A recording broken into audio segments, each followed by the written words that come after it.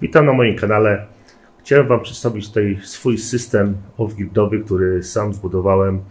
Mi się wydaje, że wygląda to całkiem nieźle. Użyłem tutaj baterii takiej marki EV 280 Ah. Tak to wygląda, takich baterii. One są tutaj zamontowane 16 tutaj ogniw w jedną całość, która daje nam w sumie moc niecałe 15 kWh. Także tak to wygląda. Użyłem tutaj do tych ogniw balansera. To jest balanser JK BMS.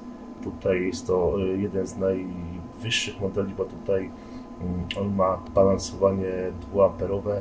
Oczywiście na 16 stringów, jak tutaj widzicie, połączone wszystko jest szeregowo, żeby uzyskać wysokonapięciowy tutaj magazyn. Użyłem tutaj tego balansera 200 A, to jest w sumie, można powiedzieć, najwyższy model chyba, jaki tutaj ten JK tutaj oferuje, z tego względu, że ten magazyn będzie tutaj rozbudowany na więcej. Oczywiście już szykują się baterie powolutku. Mam tutaj przygotowane miejsce na 3 sekcje dodatkowe. Planuję tutaj dołożyć tak w sumie finalnie drugą sekcję. Mi się wydaje, że powinno to mi starczyć, ale gdyby nie starczyło, oczywiście mam miejsce na dodatkową sekcję, którą mogę rozbudować. Jak widzicie, zrobiłem tutaj też taki boksik sobie sam, który jest oczywiście bardzo stabilny. On jest po prostu, można go sobie tutaj przesuwać, jest mobilny, on jest zrobiony na kółkach, z tego względu, że w każdej chwili mogę odkręcić sobie tutaj te płyty, które tutaj są, i mieć dostęp do po prostu wszystkich sekcji, jakie będą tutaj zamontowane. Kupiłem oczywiście do tego taki wyświetlacz to jest 4,3 cala, chyba największy na rynku, który oczywiście tutaj widać, można sobie monitorować wszystkie baterie, które tutaj sobie tu jest chiński, nas się włączył, które po prostu są tutaj zamontowane. Oczywiście tutaj sekcje będą podłączone tutaj jeszcze dodatkowo, szeregowo, co nam da po prostu większą moc tych baterii. Użyłem oczywiście sobie tutaj też taki panel, który wydrukowałem w 3D, tak to wygląda finalnie, który będzie po prostu dodatkowo dołączony do każdej sekcji, żeby po prostu sobie tutaj zamontować ten panel komunikacyjny. Jak widzicie, fajnie to wyszło, w sumie nie jest źle. Tak to wygląda z tyłu. Z tyłu może nie wygląda tak bardzo ładnie, bo to wycieram po prostu takim multitoolem, ale z tyłu może sobie wyglądać nie tak źle, ale widzi się właśnie tutaj front tego panelu. Tutaj też zamówiłem jeszcze dodatkowo, żeby zabezpieczyć tutaj górną część tych baterii. Zamówiłem sobie tutaj plexiglass, taką płytę, która jest po prostu, która będzie zabezpieczała tej całą tutaj górną część tego magazynu, który po prostu będzie oczywiście w przyszłości rozbudowany. Co tu jeszcze mogę powiedzieć o tym? Jaki koszt był takiej baterii? Koszt za tą baterię tutaj ja zapłaciłem 190 zł, przeliczenie oczywiście już na złotówki. 190 zł mnie kosztowała jedna tutaj taka sztuka takiej baterii. Fajne są. Powiem Wam, że mam takiego sprawdzonego tutaj dostawcę, który ma magazyn w Niemczech, i od niego po prostu będę kupował te baterie, czyli cały czas kupuję od niego i nie mam z tym problemu. Gdyby był jakiś problem po prostu z jakąś baterią, jakąś wadą, zawsze mogę szybko odesłać, bez żadnych tutaj kolosalnych kosztów, jak to się ma przykładowo. Gdybym zamawiał z Chin, to zawsze wiadomo, jest jakaś pewna niewiadoma i potem po prostu człowiek się wkurza, bo nie wiadomo, jak to wysłać z powrotem. Koszty transportu są naprawdę dosyć spore, także lepiej troszeczkę może więcej zapłacić. Generalnie nie jest to duża cena, 190 zł to jest naprawdę super cena. Jeszcze powiem Wam, że 3 lata temu myślałem o tym, czy tam 2 lata temu, o takim magazynie, ale koszt takich baterii był nawet 3-krotnie większy, także nie opłacało się to robić. Mnie tutaj cały system, cały koszt tej instalacji tak mniej więcej bym powiedział koszt, załóżmy baterii to około 3000 zł, balansa to jest 500 zł, tutaj jest, jak widzicie, ANG hybrydowy inwerter 11 kW. Finalnie miałem w planach kupić Deję, ale ten Deję jest naprawdę, oni chyba z tymi cenami poszaleli i taki, załóżmy, takiej mocy inwerter jakby chciał kupić w Deję, to chyba by kosztował ponad 8000. Dlaczego tutaj zamontowałem 11 kW? Bo finalnie tam ktoś śledzi moje tutaj filmy, to zrobiłem taki jakby system, schemat na 6 kW, który oczywiście mógłby mi tutaj tu się sprawdzić, ale kupiłem z tego względu, że ten falownik hybrydowy, może pokażę tutaj, mam nalepkę, jaką tutaj jest. On ma tutaj możliwość podłączenia dodatkowego streamu. W tej chwili podłączyłem 12 paneli, zaraz Wam pokażę. 12 paneli, tutaj pod jeden stream, tutaj jeszcze mam jeden wolny, jak widzicie. Może pokażę Wam tutaj, jak to wygląda. Tak to wygląda, że mam możliwość podłączenia jeszcze dodatkowych paneli i rozbudować, załóżmy, cały system, gdyby po prostu mi coś tam brakowało tej mocy do ładowania tej baterii, bo możliwe, że po prostu będzie brakowało, a może i starczy, zobaczymy. Powiem Wam o tym jeszcze, co Wam powiedzieć o tym falowniku hybrydowym, jego wady. Jego wadą, jeżeli porównując do Deję, oczywiście jest to, że jest po prostu głośny i jeżeli ktoś chciałby sobie to zamontować w domu, w garażu, gdzieś tam, no to naprawdę będzie tutaj chyba jemu będzie to uciążliwe ze względu na hałas, jaki się wytwarza. W tej chwili mam moc, oczywiście on jest ognik, w tej chwili mam moc, nie wiem czy to widać, moc 2,4 kW z paneli idzie. No i ten dźwięk jest troszeczkę, no mi to nie przeszkadza, bo on jest po prostu zamontowany w garażu, także nie jest to dla mnie jakieś uciążliwe, bo ja go po prostu nie słyszę, ale gdy ktoś ma w planach zamontować go gdzieś w kotłowni w połączeniu z domem, no to może być po prostu słyszalny. W tej chwili nie jest jakoś mocno obciążony, ale jak na przykład go obciążę jakąś tam, teraz może w sobie Wam pokażę, może to będzie słychać, obciążę go tutaj, akurat mam do obciążania taką fabelkę, obciążę go troszeczkę większą mocą. Teraz usłyszycie zmianę tutaj dźwięku, może i nie, ale już powoli się rozkręca. W tej chwili moc odbierana jest. Już patrzymy.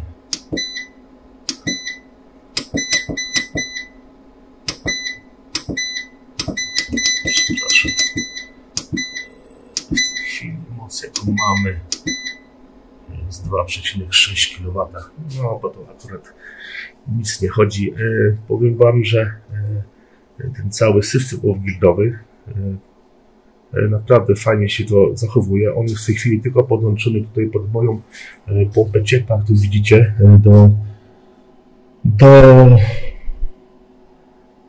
do zasilania ciepłej wody użytkowej. Mógłbym sobie podłączyć oczywiście grzałkę, ale że mam tutaj podłączoną już pompę ciepła, którą po prostu sam zrobiłem z klimatyzatora, to on po prostu ten cały system zasila tylko w tej chwili, oczywiście, bo będzie rozbudowany, w tej chwili tylko jest podłączony do zasilania tej pompy. Oczywiście to jest zasila tutaj mój cały garaż, który tutaj wykonałem. Jak tu widzicie, tu jest zabezpieczenie od paneli, zabezpieczenie DC, jak widzicie, tutaj z bezpiecznikami dopikowymi.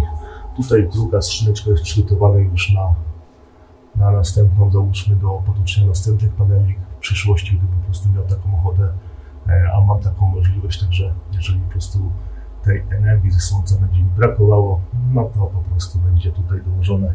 Dlatego po prostu kupiłem ten taki inwerter hybrydowy. Jaki koszt był tego inwertera? Akurat 11 kW. Ja zapłaciłem z taką małą promocją niecałe 2000 zł.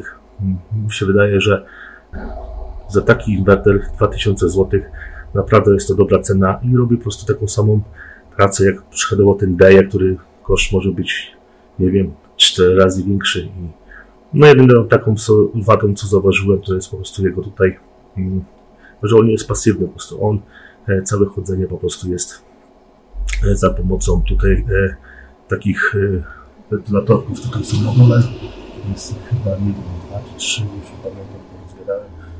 Tutaj po bokach, tutaj cyrkulacja z jednej strony, jak widzicie, z drugiej. Dosyć masywny ten falownik jest, no ale no wiadomo, czy warto przepłacać za jakieś falowniki, jakieś takie markowe typu Deje, Growat czy innej maści, a robią to samo, także chyba nie, także powiem Wam, cała instalacja, że zaraz przejdziemy tutaj do paneli, powiem Wam, ogólnie cała instalacja to mi kosztowała, no niecałe około tak mówię, plus minus tam, nie wiem, 500 zł, to już tam nie będę się tam tutaj wyliczał, co do złotówki, około 10 000 złotych. 10 000 złotych, jak widzicie, mam całą instalację zrobioną i jest naprawdę cena dobra. Mi się wydaje, że warto sobie tutaj takie coś zakupić, zrobić samemu.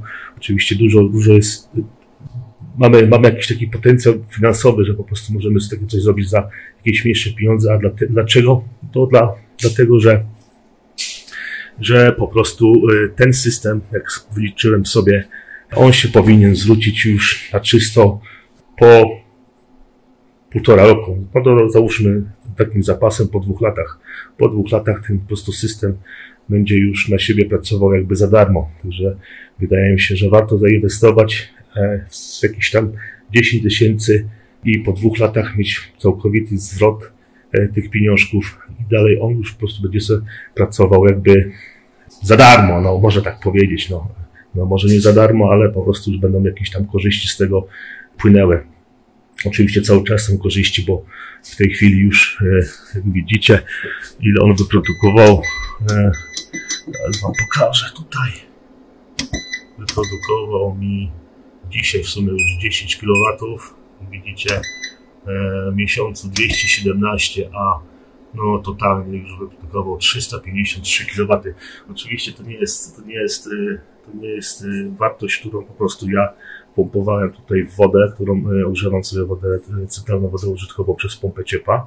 To jest wartość, bo ja tutaj też korzystam tutaj z takiej farelki, którą po prostu korzystam do ogrzewania po prostu, gdy jest nadwyżka tej energii i ten magazyn już jest na full naładowany, to po prostu, żeby te panele sobie nie pracowały na jałowym biegu tak zwanym, że nie źle to określiłem, nie jałowym biegu, ale że po prostu coś robiły i nie leżały sobie na dachu bezczynnie, to ja po prostu sobie zrobiłem tak, że widzę, że są słoneczne dni, włączam sobie tutaj taką farelkę, która po prostu mi obciąża je i generalnie ogrzewa mi ten garaż i mam jakieś tutaj z tego korzyści, że jest cały czas ciepło, bo jeszcze te dni nie są jakieś takie mega ciepłe, oczywiście, jak każdy wie.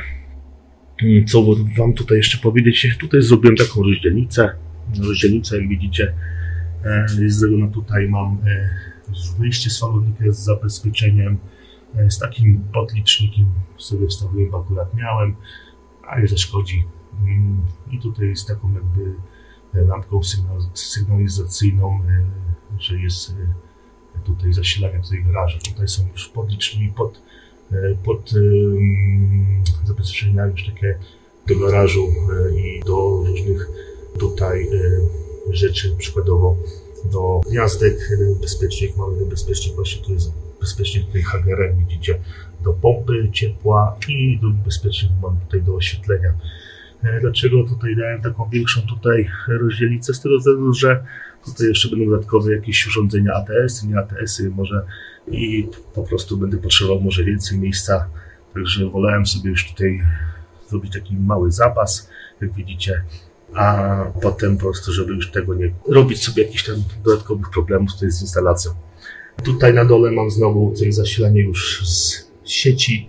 On jest tylko po to, gdyby w przypadku, gdy ten magazyn są jakieś pochmurne dni, gdy ten magazyn nie nadąży się naładować, to po prostu tam już jest zasilane z sieci, ale zrobiłem to tak, takie zabezpieczenie, że tutaj na falowniku zrobiłem to tak, że zabezpieczenie tutaj napięciowe, że gdy spadnie poniżej, załóżmy, już nie pamiętam, 50, chcę mi się teraz wchodzić w te ustawienia, 50, 49,5, gdy spadnie takie napięcie tutaj na tym magazynie, to po prostu załącza się tutaj zasilanie sieciowe i wyłącza, jak wzrośnie do 52 V. Nie robiłem tutaj, jak widzicie, nie robiłem tej komunikacji, nie robiłem komunikacji z falownikiem, bo po prostu tej komunikacji nie potrzebuję w tej chwili. Zabezpieczyłem ten falownik sobie tutaj w własnym zakresie. On ma zabezpieczenia też swoje, które po prostu nie pozwala przeładować lub baterii lub ją rozładować do końca. Oczywiście drugie zabezpieczenie mam tutaj w BMS-ie. W BMS-ie też mam dodatkowe zabezpieczenia, które po prostu jakby podwójnie monitorują te ogniwa i nie pozwalają, żeby po prostu te ogniwa były jak najmocniej tutaj rozładowane czy naładowane. Ja zrobiłem sobie tak, że żeby tych baterii bardzo nie, można powiedzieć, nie przeładowywać i nie rozładowywać, po prostu zrobiłem taką małą wartość pomiędzy rozładowaniem i naładowaniem. Chyba, jak dobrze pamiętam, 2,8 jest pełne rozładowanie zabezpieczeniem właśnie w BMS-ie i pełne naładowanie jest chyba, jak dobrze pamiętam, 3,55 czy 3,50, jak dobrze pamiętam. Oczywiście wszystko robimy tutaj akurat nie z poziomu panela, bo tutaj tylko możemy zobaczyć, jak widzicie, wartością naładowania, napięcie i dane tutaj zużycie. Tutaj mamy napięcia, które po prostu tutaj balancer sobie to ładnie tutaj rozkłada, żeby po prostu wszystkie ogniwa miały tą samą wartość. Jak widzicie, między ogniwami w tej chwili jest 0,022 V. No bardzo mała wartość. Ja też ustawiłem na balansowanie na bardzo małą tutaj deltę, żeby po prostu te wszystkie ogniwa były w tej samej mniej więcej, w tych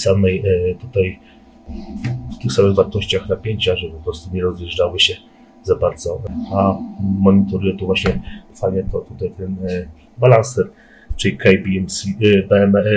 BMS-a, który kupiłem. Naprawdę jestem zadowolony i on jest po prostu przystosowany do rozbudowy następnych, także taki polecam. Jego maksymalny prąd ładowania jest 200 A, także jest sporo. Mamy jakiś zapas, żeby po prostu ten balancer też się nie przeciążał, który po prostu cały prąd przez niego po prostu płynie, także też trzeba to wziąć pod uwagę, jeżeli też rozbuduje ten magazyn o dodatkowe ogniwa, to 200 A może tak być, że może przepływać przez niego, ale w tej chwili maksymalny prąd, jaki zrobiłem zabezpieczenie, to jest 100 A, więcej mi nie potrzeba, bo tutaj 100 A nigdy nie popłynie w ładowaniu. Co najwyżej, gdybym po prostu ten system rozbudował, bo w przyszłości nie będzie zasilana pompa ciepła, a będzie zasilana po prostu więcej obwodów, jak na przykład klimatyzacja, pompa głębinowa i oświetlenie zewnętrzne. No może coś jeszcze dołożę jakieś tam dodatkowe tutaj, jakby wam powiedzieć, odbiory, które po prostu są jakby wysoko energożerne. Wydaje mi się, że jak połączę sobie już tak finalnie to wszystko, to naprawdę będzie duży zysk i oczywiście można liczyć na szybszy zwrot tej instalacji. W tej chwili te ogniwa, jak widzicie, są ogniwa EWE, jak wspomniałem, już są na takiej cenie, że naprawdę można się pokusić i zrobić fajny magazyn energii, który w przyszłości oczywiście zwróci się nam, można powiedzieć, z nawiązką, bo po 2 latach, jak tutaj wyliczałem, to będzie już, można powiedzieć, sobie pracował na zero, także warto pomyśleć o takim czymś. Co mogę jeszcze powiedzieć? Aha, chciałem wam pokazać tutaj panele, jakie mam zamontowane na dachu. Zaraz wam to pokażę, chwileczkę, z tego wideo z garażu.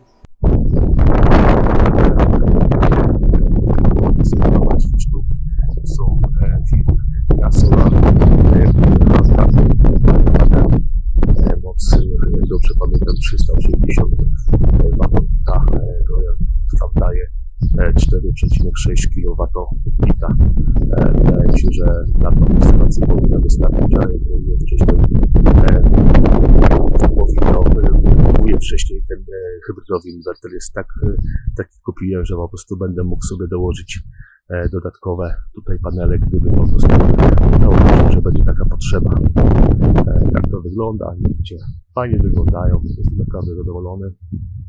Dobra, wracamy do garażu. Jeszcze wspomnę o tych panelach, bo nie chciałem, ten na dworze troszeczkę wieje, żeby to było wspomnieć o panelach. Panele kupywałem tutaj z Niemiec, panele, które po prostu to są 385, jak widzieliście, takie troszeczkę mniejsze, bo są wymiarowo, z tego względu, że musiałem je położyć tak, żeby jak największą powierzchnię tutaj zapaść tymi panelami, dlatego takie małe mocy, bo są oczywiście większe, już w tej chwili można kupić, ale rozmiary są dużo większe.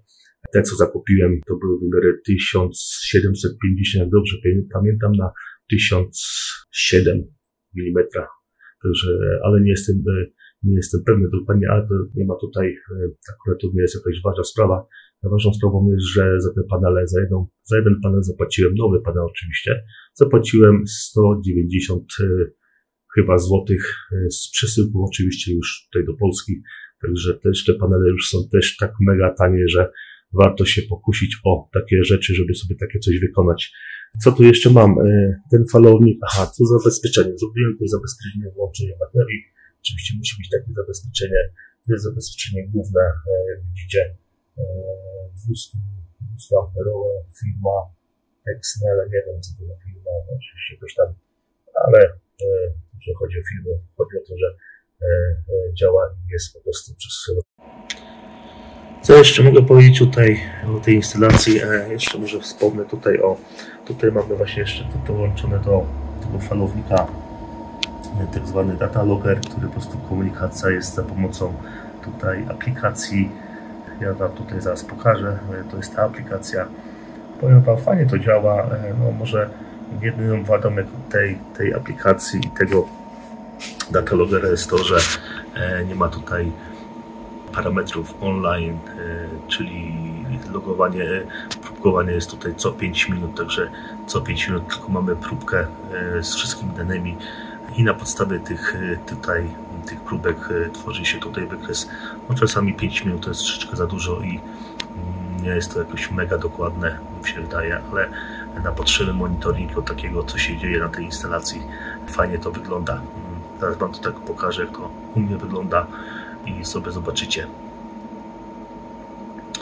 Co tu dalej wam jeszcze powiedzieć takiego, co jest tutaj przydatne. Oczywiście linki, gdzie zakupywałem te ogniwa w dobrej cenie, będzie pod filmem w opisie, także będziecie sobie mogli, nie wiem, będzie ktoś chciał sobie je zakupić w takiej dobrej cenie, jak ja.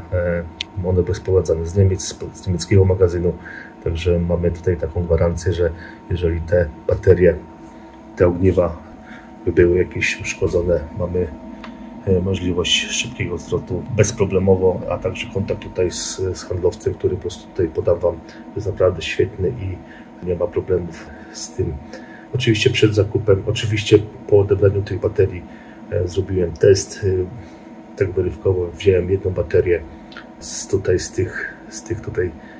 tych wszystkich wybrałem jedną, którą po prostu przetestowałem tutaj na testerze i wyszło też wyszły pozytywne wyniki, także nie są jakieś tam tutaj jakieś oszukane czy coś w tym stylu. Oczywiście wszystkie tutaj tu widzicie, wszystkie te kody są wyraźne, nie ma jakichś tam szlifowań czy coś, ja to po prostu też przeskanowałem wszystkie kody. Najstarsza bateria tutaj, bo najstarsze ogniwo, to tutaj mam, to jest po prostu chyba, jak dobrze pamiętam, z maja 2024. Także dosyć nie są jakieś mega stare, ale to nie o to chodzi. Dobra, to chyba wszystko, co chciałem powiedzieć o tej mojej instalacji. Jak widzicie, 10 tysięcy mnie to kosztowało. Oczywiście włożyłem troszeczkę w swojej pracy. Nie jest to jakieś mega trudne, jeżeli po prostu ktoś, kto ma jakieś tam techniczne zamiłowania, no to po prostu będzie potrafił sobie takie coś tak samo zrobić i oczywiście za mniejsze pieniądze. 10 tysięcy, za taką cenę 10 tysięcy, no to po prostu mam praktycznie wszystko, panele, falownik, całą instalację. Za 10 tysięcy to już po prostu niektóre firmy sobie życzą za same Bank Energii.